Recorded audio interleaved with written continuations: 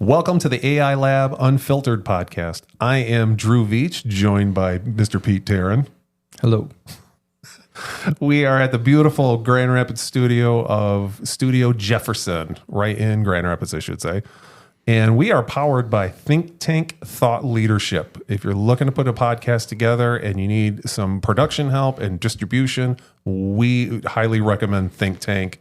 We would not be able to do this without them. No way. Yeah. Big shout out to our crew. On today's episode, we're going to learn about the biotech industry and how AI plays a role in that. And we're also going to learn about AI in pharmaceuticals and the global economy. Stay tuned for more.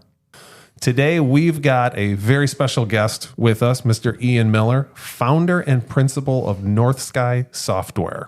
Doctor. Oh, I apologize. Dr. Ian Miller. We're the worst guests or hosts ever. I told you this is casual. No problem. This is definitely casual. I certainly don't introduce myself as a doctor. Oh, I would. I would. I wouldn't allow you to call me Pete if I would have it embroidered on all my shirts. Yeah, only people who aggravate me. So That's us a great way soon. to put it. Yeah, by the end of this podcast. Call me Doctor. So speaking of Dr. Ian Miller, you have a really unique background. I'm actually looking at my notes because there's a lot of big words in here for me. They're all spelled phonetically too, if you look at it. They really are. And it's in big print. Computational biology, biotech, and data science is really the key stuff that you're into. Yep. That you're knowledgeable on. And give me some background of how, and why, like what formed all this, like how you started and got into this. Yeah, for sure. So I guess I'll start from school because that's kind of how I got started and interested. I actually went to Kalamazoo College, so not too far from here. Yeah. I studied biology and East Asian studies. And it's a small school, so like really it's more about biochemistry and Mandarin. And so from the beginning there, I kind of had diverse interests, always trying to balance like, am I a scientist? Am I a diplomat? Am I a businessman? I'm not really sure. But I was always interested in biochemistry and in drug discovery and biotechnology. It sort of runs in my family. And I had actually lived abroad before when I was younger in Strasbourg, France. Oh, wow. My parents are academics, so we've sort of traveled around a lot. I went to public school there. And that sort of shaped my worldview pretty early on. And in college, I was interested in going back abroad. And this is something that Kalamazoo College is known for. But instead of going to Europe, I wanted to go somewhere new. And there was sort of more and more attention on China. And so I decided to take, Mandarin 101 just to try it out. And I found that I really liked it. Sort of pushed me to think differently. Yeah, Mandarin, as you may have heard, is quite different than English. In some ways, it's actually quite similar in its sentence structure and stuff, but it's tonal. It's not phonetic. You just have to learn a lot of characters. And I decided to study abroad in China. So I spent a semester in Beijing and a semester in Harbin, a northern city, closer to the border of Russia.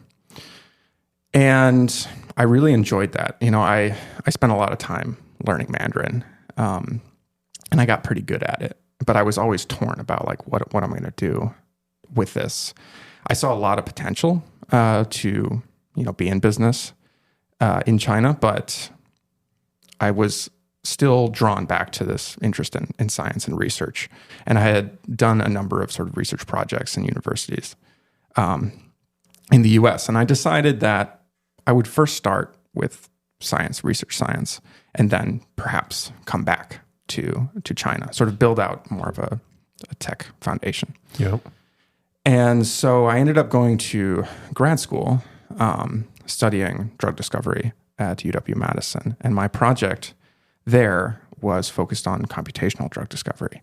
And one of the things that I had come to get more interested in as an undergraduate was this field called natural products research. And so natural products are basically bioactive molecules that you would find in nature. So many of the drugs on the market today are some kind of natural product or derivative thereof. Think like aspirin, think erythromycin, a lot of different antibiotics, a lot of anti-cancer drugs are from natural sources. And they're produced either by plants or by microorganisms. And my specialty in graduate school was understanding the microorganisms that make these molecules. And my research project really ended up being more about the genomics data that enabled this discovery. And so we were looking at symbiotic organisms that produce these small molecules that you couldn't really grow in a laboratory setting. There's some organisms you can grow and you can study and you can manipulate, Sure. but these have evolved for millions and millions of years in association with a host, somewhat like the human microbiome. Okay. And you can't actually grow or manipulate them in the lab because they've shed a lot of their basic metabolic functions that would allow you to do so. They live in close physiological balance with these host systems. And anyways, they tend to make these interesting compounds, these natural products. Some of them have a lot of industrial potential for, to commercialize them as products, as drugs, but you just can't get enough of them. It's very difficult to synthesize them with, traditional synthetic chemistry because they're very complex. They have lots of complex ring systems and stuff. It takes 40 steps to produce them synthetically. And that's just a deal breaker from an industrial process. So anyways, my project was about using genomic information to retrieve the biosynthetic pathways from these organisms so that we could clone those pathways into microbes that were more amenable to laboratory settings. And so it's sort of a long tangent there, but that's how I got into data science, is that these big genomics data sets, the only way to really understand them and interrogate them is with software and data science tools. So we can reconstruct these genetic pathways directly from DNA we get from the environment using data science tricks, basically. And so at the end of my time at Madison, I had built up a sort of toolkit of data science and bioinformatics, and I saw a broader opportunity, a broader marketplace for these skills. And I ended up sort of picking up, contract work, consulting work, and data science projects, tech more generally. And that has sort of led to this career that I have now, which is in software and data consulting for biotech specifically, but it has branched to other areas as well. How have you seen that the computational part of it change from when you were at Madison to what you're doing now? Yeah, I mean, the AI aspect of it, the machine learning aspect of it is really transforming that industry, right? I mean, I think deep learning tools were around, but they have advanced dramatically. Were you using any of those when you were at Madison? In my PhD project, a little bit at the end. I was also, right after I graduated, I joined an analytical chemistry lab. And I worked there as a staff scientist for a few years. And that's when I started seeing more and more of these tools. At the time, it was still more like LSTMs and CNNs. And the research community was sort of focused on those kind of models. The LLMs hadn't broken through yet. So they were more in that vertical, specific to that.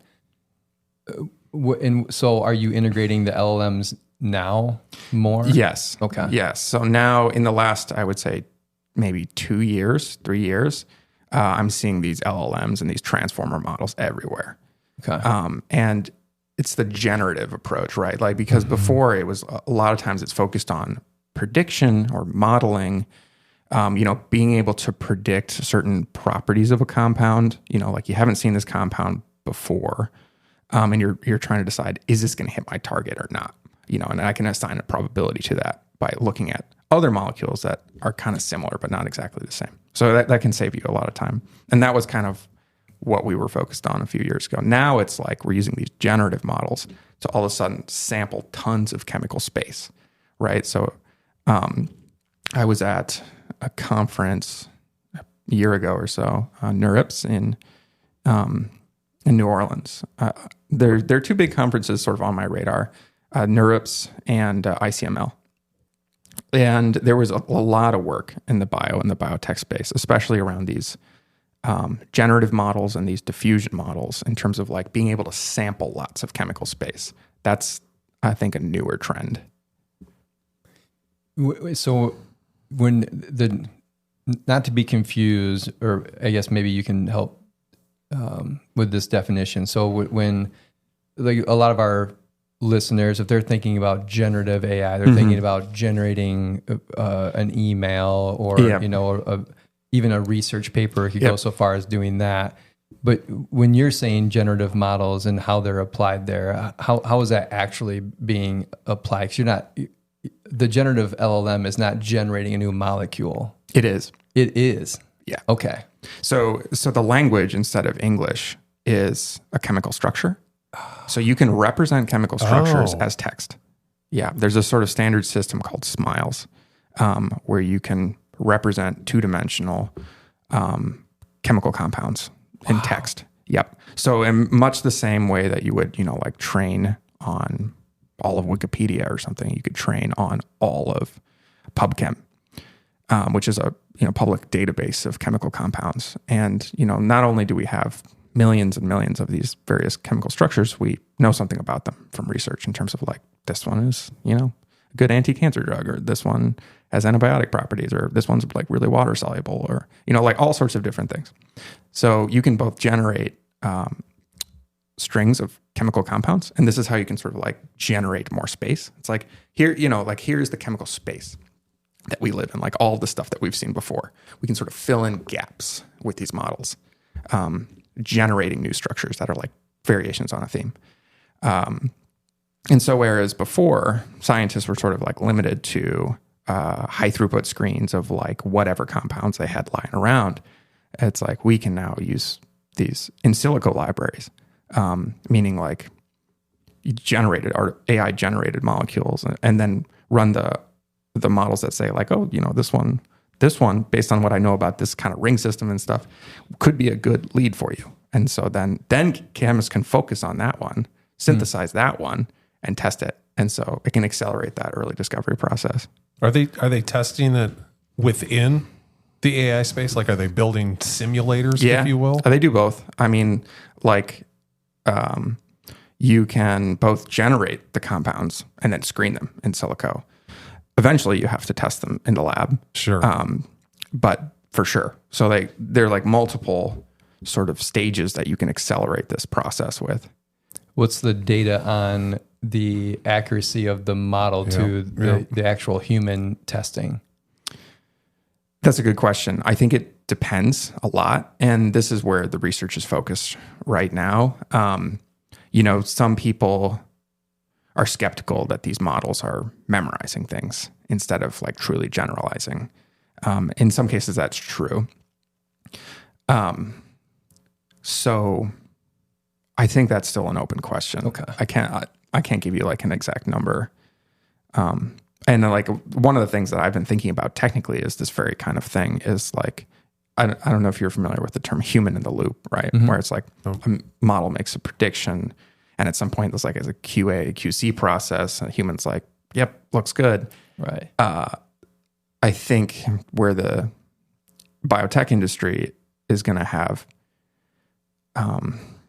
more breakthroughs is where they have like a similar idea in terms of lab in the loop, where they have this iterative feedback process in terms of like, how do you get the most bang for your buck in terms of like balancing these in silico tests versus the lab test. The lab test. And AI can accelerate that process too through robotics, right? Like, whereas you need people working in a lab pipetting stuff, and that's sort of labor intensive, time consuming, and more error prone.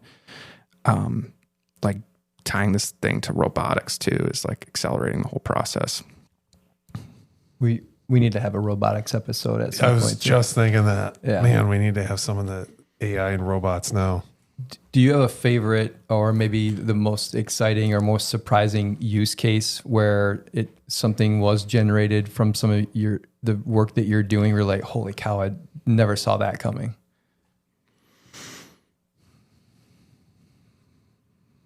I think maybe there's not like one specific thing that comes to mind, but what that makes me think of is drug repurposing. So another active area of research is like finding sort of these patterns you wouldn't necessarily expect. So like maybe this anti-cancer drug at a different concentration has a completely different effect. I was reading an article recently where I can't remember which drug it was, but basically they were using this system and they had found a very effective strategy for someone with MS. And it was like a certain kind of MS. Or maybe it wasn't MS, but it was some very related autoimmune disease. And this patient was struggling. Like all the medications available were just like not working, not helping. And this lab, I don't remember where they're based, in Toronto or New York. They're focused on this drug repurposing effort, and where it's like instead of starting from scratch, instead of starting from like the whole world of any chemical compound you could imagine, you start with pre-approved drugs that are already shown to be safe. And because a lot of times in drug development, it's like you can find something that kills the cancer, but it also kills you, right? Right. It's just like a lot of times drugs, what makes a drug is the dose. Otherwise, it's just poison. And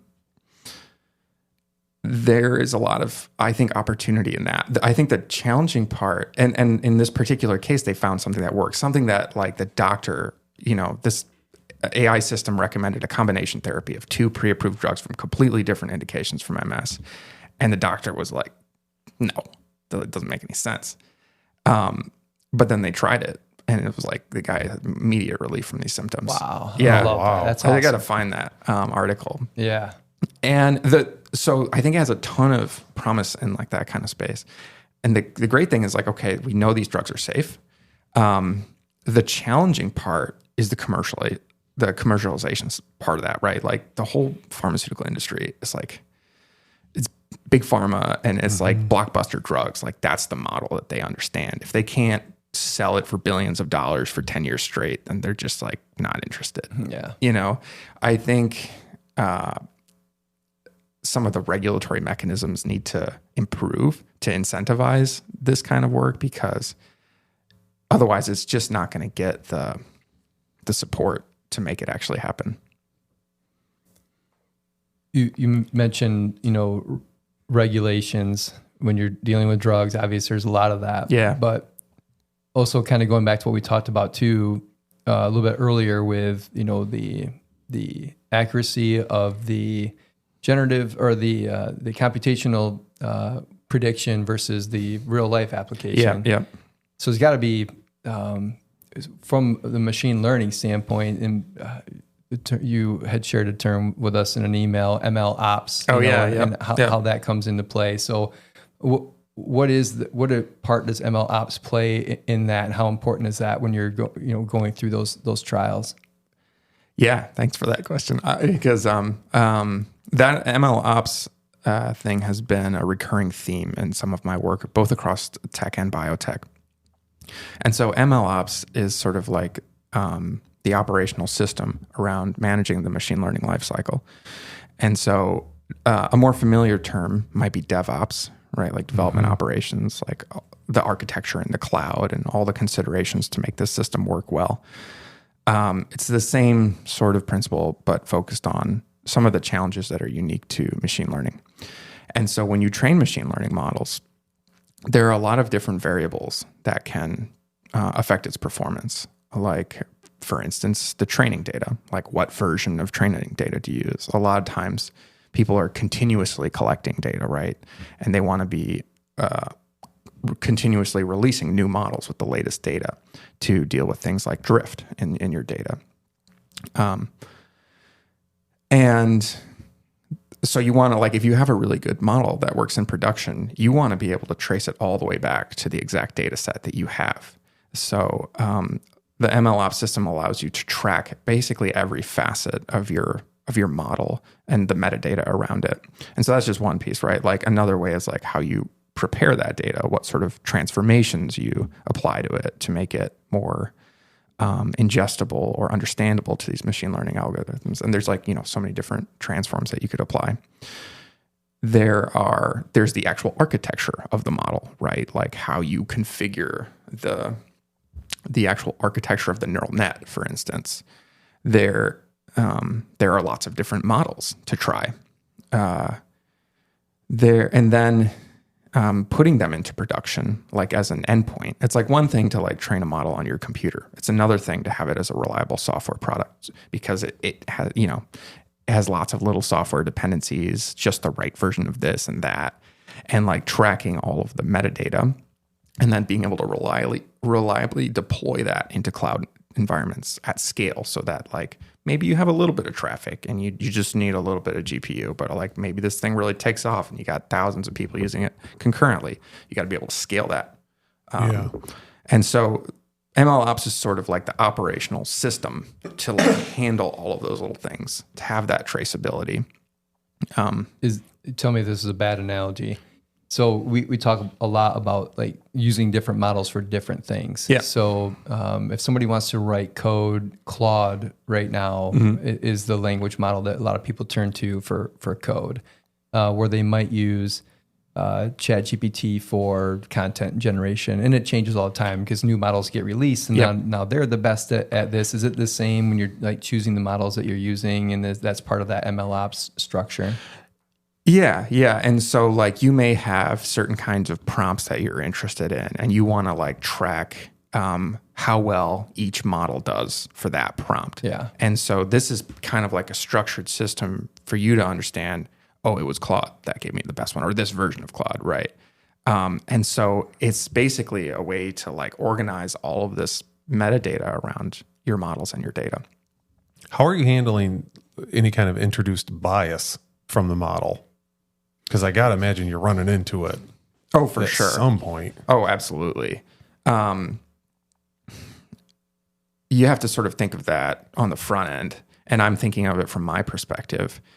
And it's, in practice, it's really easy to fool yourself in terms of like, you think you're getting good performance. Right. Turns out the thing just memorized your data set, right? You created a really fancy table lookup. So in the case of, a recent project of mine, I have to think about the correlation of chemical structures, because, typically the way that you evaluate performance in a machine learning setting is like you split up your data set into a train and into a test split, right? Often it's like you train your model on 80% of the data you have, but you want to know how well it works, not on the data it's already seen, but on new data. So you take that remaining 20% and you say like, compared to the ground truth, how good are your predictions?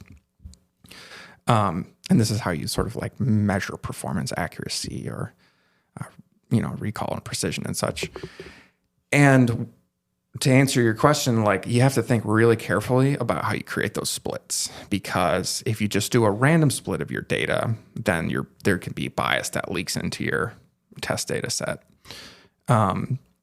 For me, it's like if the compounds, if the like scaffolds of these structures, if they're too correlated, if they look too similar in the test set to the train set, then it's going to overestimate your performance. You're going to be like, wow, it's doing great. And then you like try it on a new class of compounds and it's like, this is, a great cancer drug. Then you go and run it in the lab and it's like, no, it sucks. Yep. And so it's not biased necessarily in the sense of like, sort of discriminatory nature of a model with certain attributes of people, but it's a related problem. So you have to be really careful about how you manage your data. And a lot of times that means just like trying to understand how much correlated structure you have in that data. And so it's almost like a sort of upfront investment you got to make to like understand how diverse and like the different sort of clusters you have in that training data you've collected for whatever you're trying to model. And like you said, driving it back to the original model is key, because that's your baseline. And if you're trying to evolve it past that, I mean, you really got to make sure it's evolving past that. Yeah, right. And data can change over time, right? Like it drifts. And so again, this is where the MLOps is like very helpful, is because like, if I later find out in production that this model has like a huge bias to this class of compounds, then I can go back and I don't have to wonder like, how did I train this thing? I can follow it all the way back to the original data. I'm like, aha, like there's my problem. Yep. And it just saves a ton of time. And yeah, I've seen this in the biotech projects. I've seen this in the tech project. This is sort of a line of work that I've done more and more of, and that's kind of a fun, interesting problem for me.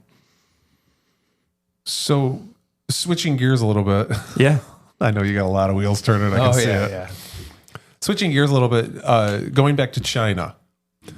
So you've got literally firsthand experience being in China, working in China, learning the language, underestimating China's ability to innovate. And we hear a lot of it right now because of they have quote unquote less restrictions of what they're developing right now. And we are putting more restrictions, less funding in ours. They're radically funding it. I mean, I think they definitely see there's a pathway more so than we do. I feel like it's still more of a novelty in this country than it is a future path. You know what I'm saying? It's similar to a previous guest that we had, Charles Elwood. He spent some time, I'm pretty sure it was the Philippines. Charles, don't kill me if I got this wrong, but came back with a similar message saying they're investing more in this than when we are in the education system, and it's more pervasive. And he comes home to West Michigan and he's like, this is home to me, but we're behind. Yeah. And even if you listen to the narrative of, they use DeepSeek as an example. The whole thing was, they just ripped off our models and put their label on it, and that's how they got DeepSeek, right? So if that's the narrative, of course we're thinking that we're ahead of them and they're just waiting to steal the next thing that we put out. But to Drew's point, like, what's your perspective on that? I gotta imagine that has been radically changed.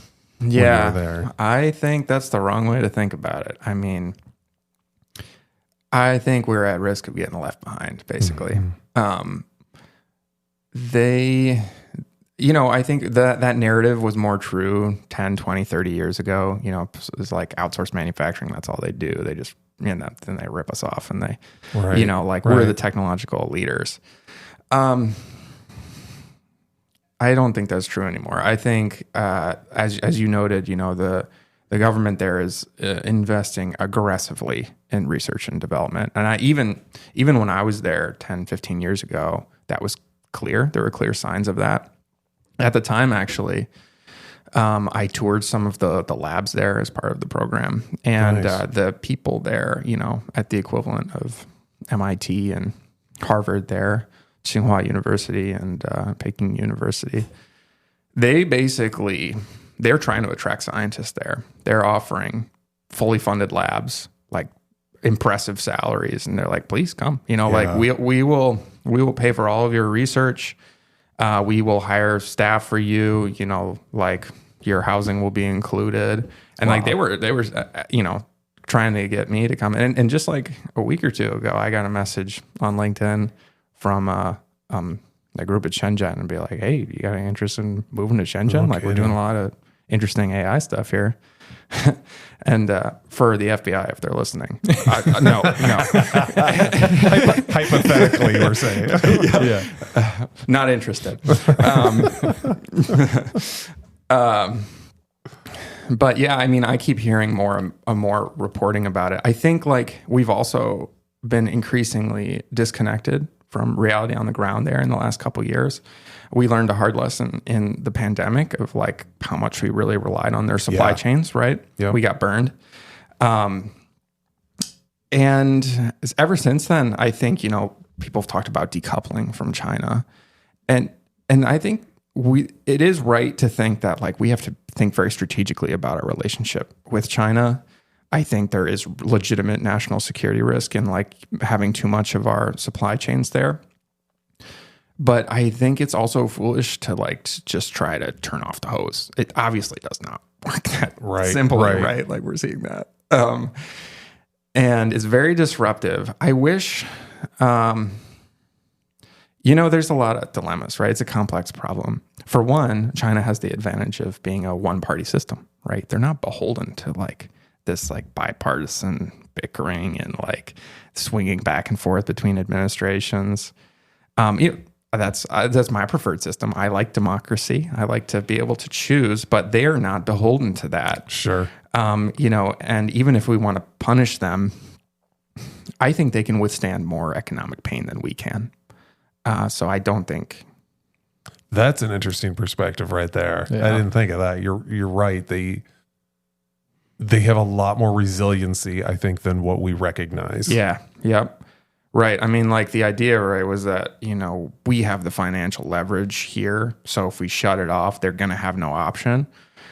It doesn't mean that they won't suffer immensely. They will. And they are, and we are. But I think that they could actually come out stronger because of this. Yeah. I mean, they've been getting ready for this kind of thing for the past couple of years. For a They've seen long it. time. Yeah, they've seen it coming. I mean, the first round of tariffs, like that one sent some shockwaves, and I don't think they've ever forgotten that lesson.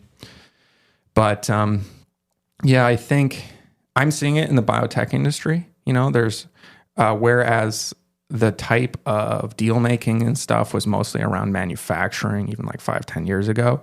In the last year or two, there's actually been a lot of innovation, new drugs that are being licensed by American companies. So like the innovation was happening in China. Interesting. Like they came up with a new compound. It's not that like they're better at making it at scale. They're actually finding the new biology and chemistry. So from the very beginning stages. From the very beginning, they're getting more innovative, and those investments are starting to pay off. And it's unfortunate because like right now in my sector, it's getting really rattled because, there's a general economic volatility. We've had higher interest rates for a while. So the venture capital community has been really holding back. And now the hits to like research funding at the NIH, the NSF, like I think a lot of people, and it's understandable, but a lot of people who are not in scientific research, like don't really understand the connection between this basic research infrastructure and biotech innovation. It is key.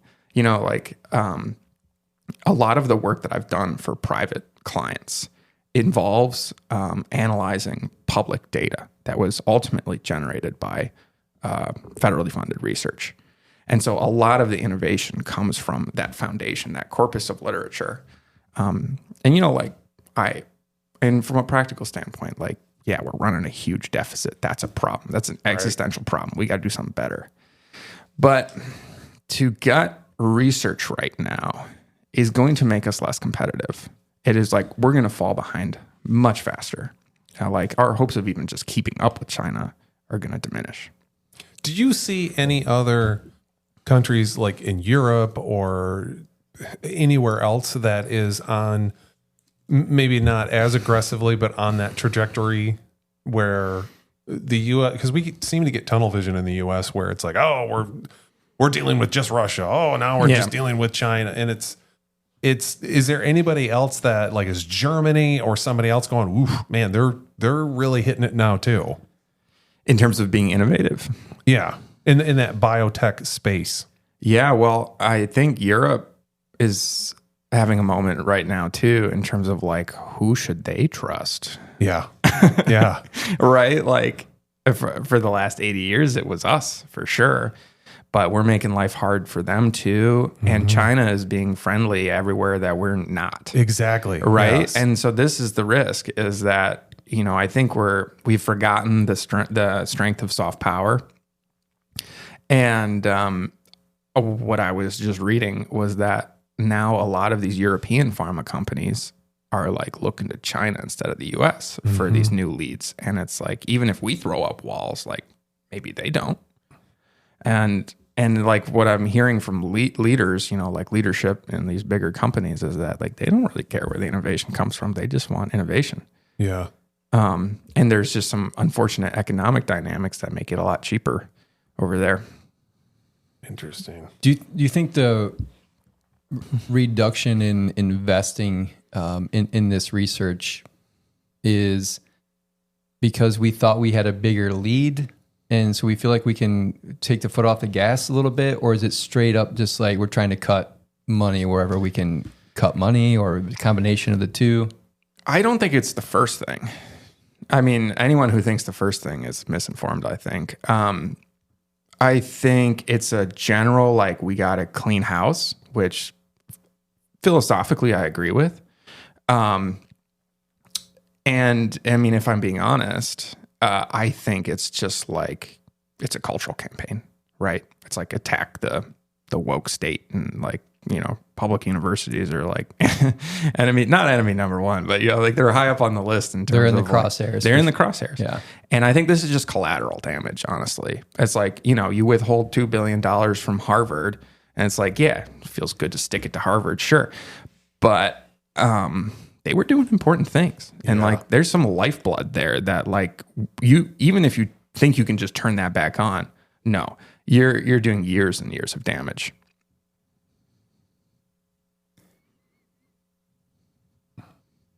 You could think about that for a It's second. I know it. Just let that settle a second. Yeah. Holy smokes. I mean, there's real implications here. The real implications, yeah. It puts me in a difficult position. I think about, like, what am I supposed to do here? You know, like, I want our country to be strong too. I want innovation to be here. I want to be a part of that. But what's the incentive? Yeah, but what's the incentive? It's getting harder all the time. Yeah. He's not going to China. FBI. Right, I'm not going to China. Let's reiterate. Not going to China. Outside of, you know, where the research is or isn't, what other societal impacts? And again, I'll reference an email that we were trading back and forth. You know, there was mention of universal basic income, and you know, this is further reaching, because, you know, there are tons of people that we talk to. We talk to so many people about AI and implications, and, you know, it's going to take my job. And then how am I going to generate an income? How am I going to buy groceries and For sure. you know, pay the rent? So what are your thoughts on where UBI is, and, you know, where that might go? Yeah. So where this sort of started for me is, I don't know if you remember this guy, Andrew Yang. He was like, you know, he was a presidential candidate a few years ago, and he was one of the ones that stood out to me as like, this guy, he's got an interesting idea. Because he identified, I think, a lot of the same problem as economically and culturally in the US that Trump did, in terms of, like, manufacturing took a big hit, right? And that was really hard on the middle class. You know, things like NAFTA were, like, really impacted the middle class, and it changed jobs, right? All these good, reliable jobs went overseas, and it's been sort of shaking our culture ever since. And Andrew Yang sort of picked up on that, but he's like, but it doesn't end there, right? And there's, like, one strategy is, like, you try with brute force to bring those manufacturing jobs back. That's what we're doing. That's what we're trying. But he was looking further ahead, and I think closer to our time now, which was like, well, what happens when, you know, AI starts to really develop and then other careers get affected? It's not about, like, them going overseas. It's like they're just not relevant anymore for people. And, like, think about the societal impact that's going to have. And he was focused, interestingly, on the time and truck drivers and retail workers. He was anticipating this would be the first place jobs would get really disrupted. So he's like, it's a matter of time before those semi trucks can drive themselves. Yep. And, like, that's those truck drivers. It's like a reliable source. You know, like, you don't need a lot of education necessarily. It's a good middle class job. It pays pretty well. It's not without its downsides. Like, it's hard on your body, but your family, and you're gone. You're gone a lot. But you can make 80, 100, 120 more.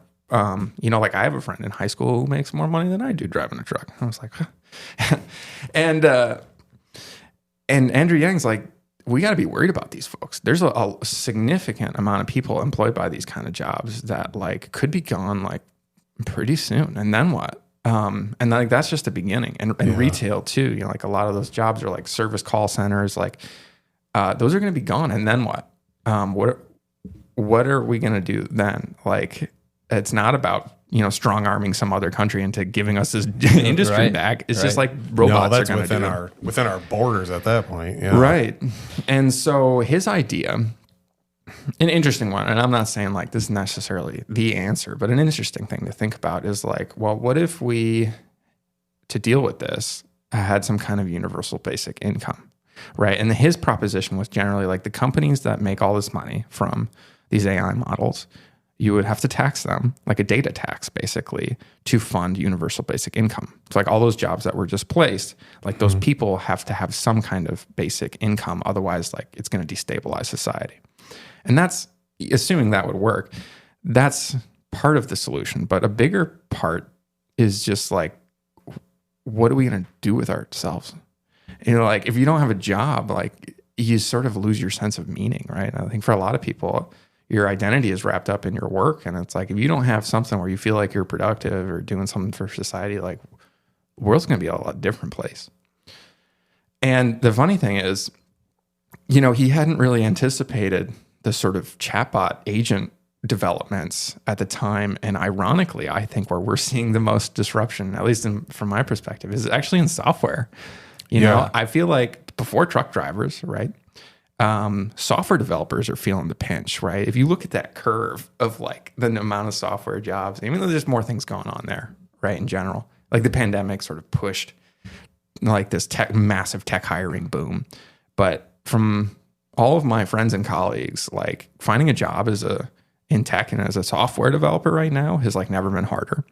And I think a lot of these companies see AI as like, well, we're going to have fewer developers and they're going to be more productive, right? Mm-hmm. And maybe eventually, like we barely need any developers. It's like there are services out there right now. One's called like Lovable or whatever. I don't know if you've... It's one of my favorite tugging apps. on Drew's heartstrings with that. Okay, now let's talk. Okay. Because like somebody introduced this to me. Absolutely. Because I proposed, you know, like I was dealing with a prospective client who ended up being an actual client. And, you know, they had this idea for an app and I was trying to like work with him in terms of like, okay, this is how you would have to like approach it. Yeah. And he's like, oh, I found this thing called Lovable. And he's like, I just like put a prompt in and it like generates all this stuff and it looks like it's done. Is it done? I'm like, you tell me, can you use it? Because like if it's done, I'm like, I'm happy for you. That was the easiest thing we've done, you know, but no, not quite. But it's getting there. It's getting better. And like you said, because I remember that in the beginning too, where it was like, oh my gosh, these truck drivers and these manually operated things. But we don't have, and then it almost seemed like out of nowhere, it was all of a sudden, oh, I don't need software developers anymore, or at least less of them, or this is getting a lot easier. Where the skill set doesn't have to be as complex. I think part of that, hold on a sec. And I think the part of that is because the infrastructure of automated cars, and it's one thing to program it and to have the brain power behind it. Then you've got to actually manufacture the physical component. Then you got to have the infrastructure around it, the roads and the protocols on the road handle that. I mean, it's such a big chunk that has to follow through with it, a big domino effect before we get to that point. And arguably in that case, it's the humans that are the problem, right? Yeah, like absolutely. If they were all automated, it'd be like way safer. But exactly. It's the chaotic humans that's, and that's like been really proven. Hard, that you're going to have less accidents if it's all automated versus people, but we're still going, yeah, but who do you hit, the grand lady or the young one? And it's like, well, if you're human, you're going to hit both. I can tell you that right now. Like, both of them are going to be doomed. And if the FBI is listening, Ian is not saying get rid of humans. No, humans are essential. Yeah. Wink, wink. Very good. But then you look at the software side, and it's just ones and zeros and electricity. You know, and it was like, oh, the infrastructure is already there. It just needs to be plugged in, that coding, so that transition just happens so much quicker. You were going to say something. Yeah, I think we're talking about autonomous semis and software. Like AI in both of those, I think, is at the same place. That semi can get on the highway and go, but when it gets to where it needs to back into the loading dock, a human has to get in there and drive it the rest of the way and get it there. Same with the software. Like to your example, oh, it looks like it's done. Is it done? I don't know. Can you use it? Well, if you can't use it, it's not done. The human has to come in and clean it up. So it's not all the way there. But Drew says all the time, like, this is the worst AI will be. Today is the worst it'll ever be. And it's just going to get better tomorrow. It's going to get better the day after that. And it is saving me time personally. So in addition to like the sort of machine learning developments that have been helpful, like only in the past couple months have I really used the code auto completion. But I tell you what, it's a game changer. Yeah. It saves a ton of time. Yeah. Whereas like what would have taken me hours, took me 10 minutes. And I'm like, if you add that up over days and weeks, and like, that's significant. That's significant. And it's almost like an ergonomic tool. And it's like, here I am typing away at a keyboard. And it's like every time I'm able to just hit tab instead of like type for 10 minutes, I'm like, that was easier on my body. Yeah. All right. We got to wrap this up. It's always when we get excited. We got to wrap this up. Ian, pleasure having you on, man. This has been really cool. My pleasure. It's a really cool eye-opener globally of what's happening too, because you've had that experience and looking at it going, this is kind of where the rubber hits the road for the biotech. And that makes a ton of sense, man. Ton of sense. Appreciate you being a guest on here. Tell the folks where they can find you. If you want to be found. No. I got a website, northsky.software. You can find me there. I'm on LinkedIn too. I think my handle is IJ Miller too. Feel free to reach out on LinkedIn, or I can share my email with you guys offline too. Awesome. Appreciate it, man. Thanks for coming on. Yeah. Appreciate it. Thanks, guys. Appreciate it. If you would like to know more, and like and subscribe to the podcast to learn more. Thanks, everybody.